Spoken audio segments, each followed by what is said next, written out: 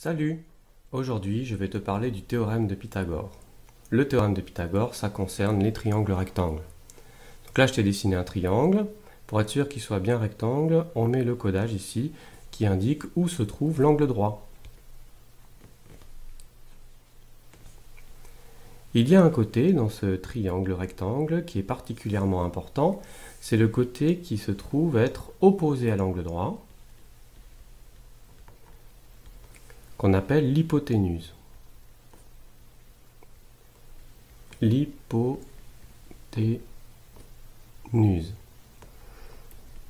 Tu feras bien attention à l'orthographe de ce mot, il n'y a qu'un seul H et celui-ci est placé au début du mot. Maintenant, on va revenir sur l'activité que je t'ai donnée à faire, qui concerne le puzzle de Pythagore. Le découpage du puzzle que je t'ai donné dans l'activité est différent de celui-ci, mais sache qu'en réalité, il existe plein de découpages et que ça permet quand même de te donner une idée de ce qui se passe.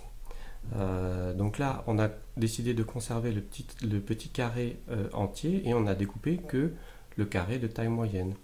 Alors on peut voir qu'en déplaçant les différentes pièces, de cette façon,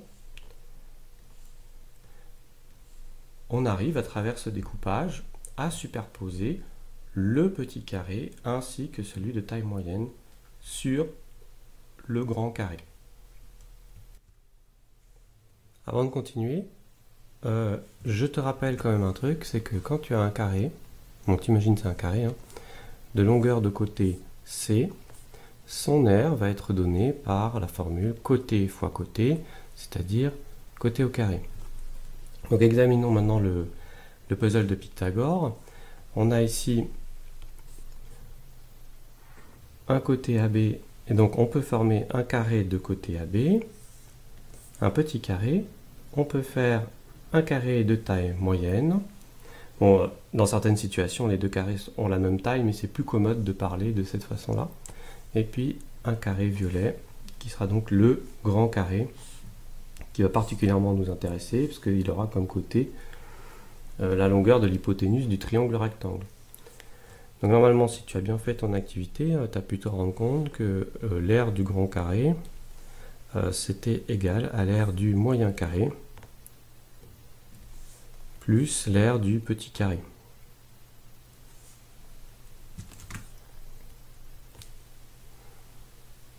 Voilà.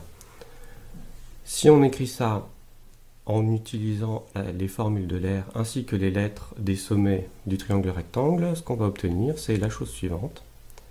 BC au carré est égal à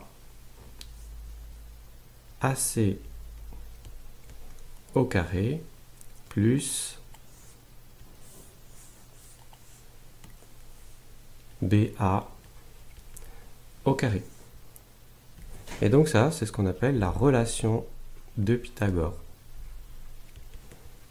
Relation de Pythagore.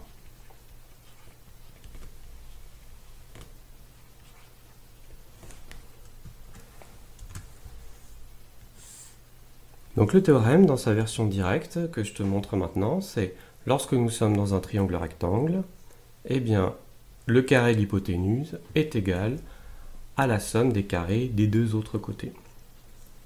Alors, une petite astuce pour te montrer comment tu peux écrire la relation de Pythagore sans te tromper. Donc tu te places dans un triangle rectangle. Rectangle en A.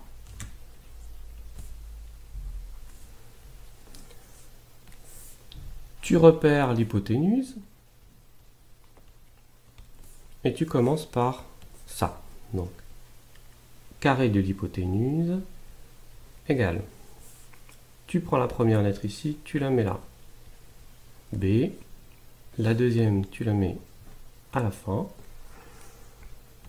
Tu complètes avec la lettre qui représente le sommet, où tu as l'angle droit. Tu mets plus et on n'oublie surtout pas les carrés. Et maintenant, on va regarder deux exemples.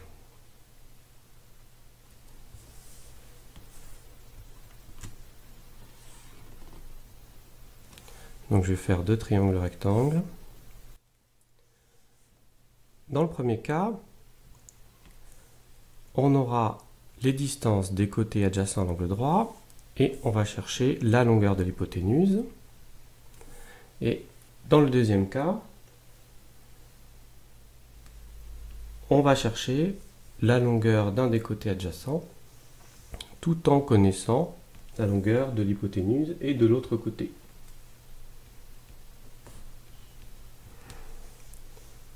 Alors on utilise donc la relation de Pythagore. On sait que la longueur de l'hypoténuse au carré, c'est égal à la somme des carrés des deux autres côtés.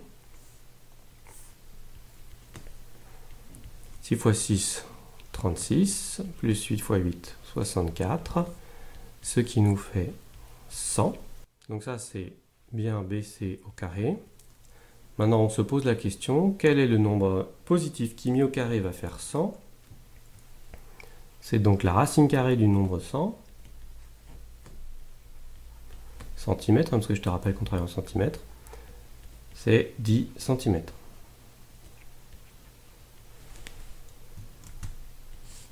Hein? Traitons le deuxième exemple. On repère l'hypoténuse, c'est lui l'hypoténuse. Donc, le carré de l'hypoténuse est égal à la somme des carrés des deux autres côtés. Carré plus 12 au carré. Donc on se retrouve dans la situation suivante. 169 est égal au côté qu'on cherche au carré plus 144. Donc ce qui donne que le côté qu'on cherche au carré est égal à 25. Ça c'est en fait AC au carré. Quel est le nombre positif qui mis au carré va faire 25? C'est la racine carrée positive de 25. C'est 5 cm.